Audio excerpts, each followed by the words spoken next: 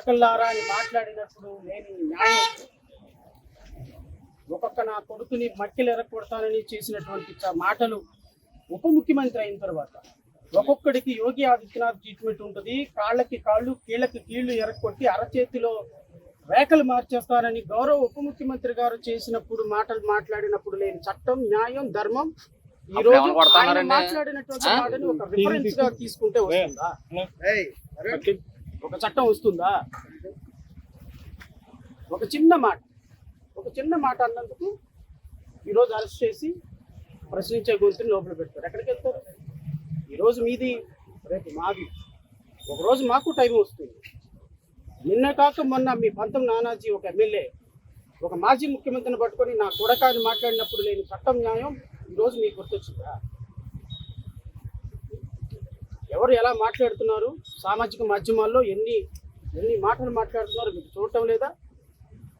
ఈరోజు రఘురామకృష్ణరాజు ఒక honourable deputy speaker పదవిలో కూర్చొని తీసేసిన మెజిస్ట్రేటు, హాఫ్ కోర్టు, ఢిల్లీ పుట్టు అని మాట్లాడినప్పుడు ఏమైపోయింది ఆ గౌరవం?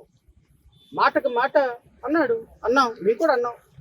గౌరవ ఉప ముఖ్యమంత్రి గారు పవన్ కళ్యాణ్ గారు, నేను 3 సంవత్సరాలు నన్ను వేధిస్తే వెంటాడితే నా కొడకల్లారా అని అన్నాను. నేను 151 మంది ఎమ్మెల్యేని ఒక ముఖ్యమంత్రిని పట్టుకొని వైసీపీ నా కొడకల్లారా అని చెప్పు చూపించాడే.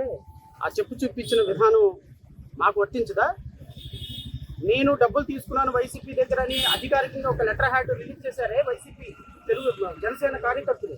జనసేన వైసీపీ అధికారికంగా లెటర్ హెడ్ మీద ఒక ప్రకటన ఇచ్చిందే.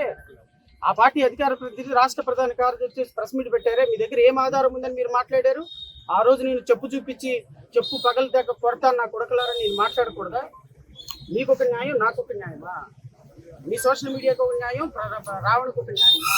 రఘురామకృష్ణరాజుకు ఒక న్యాయం, నాకు ఒక న్యాయమా? రఘురామకృష్ణరాజు రాజ్యాంగబద్ధ పదవిలో కూర్చొని ఇష్టం వచ్చినట్టు లిల్లీ పుట్టు, రాజ్యాంగబద్ధ పదవిలో కూర్చున్న వ్యక్తి ఒక వ్యక్తిని పట్టుకుని లిల్లీ పుట్టు అనొచ్చా? అది బాడీ షేమింగ్ కాదా? నువ్వు నన్ను లిల్లీ పుట్టు అన్నావు, నేను కోస్తే 3 రోజులకు సరిపోతావు, దున్నపోతున్నాను, లేకపోతే పంది అన్నాను, తప్పేముంది? నువ్వు నన్ను లిల్లీ పుట్టు అంటే నేను అన్నా? నీకు వయసు ఎంత, నా వయసు ఎంత? ఒక గౌరవప్రదమైన హోదాలో కూర్చున్న నీవు మాట అదుపు తప్పితే మా మాట కూడా అదుపు తప్పు. నువ్వు జీసస్ క్రైస్టుని 3 మేకల దేవుడు, 2 చెక్కల దేవుడు అని పదే అవమానిస్తుంటే అలా మాట్లాడితే ఇంకోసారి నాలుక కోస్తానండి. దళిత క్రైస్తవుల మీద మాట్లాడితే నాలుక కోస్తానండి. What is wrong? ఖచ్చితంగా న్యాయం గెలుస్తుంది, రావణ్ బయటకు వస్తాడనే నమ్మకం అయితే మాకు.